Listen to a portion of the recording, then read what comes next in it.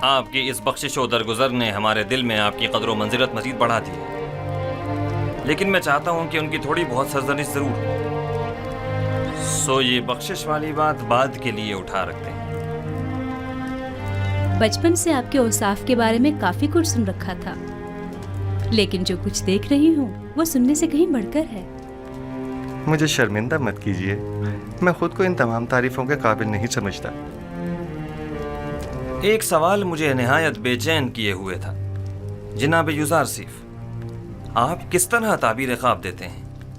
جس طرح آپ کے علم میں ہے کہ مصری معبر کچھ مخصوص منتروں اور چند مہروں اور ہڈیوں کے ذریعے تعبیر خواب پیش کرتے ہیں۔ تعویل خواب وہ علم ہے جو میرے خدا نے مجھے سکھایا ہے، میں اس جانب خود کچھ نہیں بتاتا۔ تو میں نے صحیح سنا ہے، آپ آمون اور دیگر مصری خداؤں کی پرستش نہیں کرتے؟ جی بالکل ایسا ہی ہے۔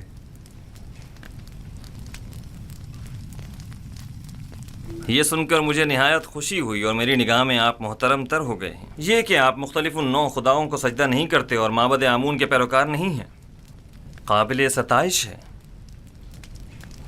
شاید آپ نہیں جانتے کہ عالی جناب آمون ہوتے بھی خدایان معبد پر اعتقاد نہیں رکھتے ہیں۔ میں نے سوچا ہے کہ اکابرین شہر کی موجودگی میں یوزارسیف اور کاہنان و معبران معبد کے مابین ایک مناظرہ کرواؤں۔ میں چاہتا ہوں کہ ان کی ناکامیوں بے بسی سب پر آشکار ہو جائے۔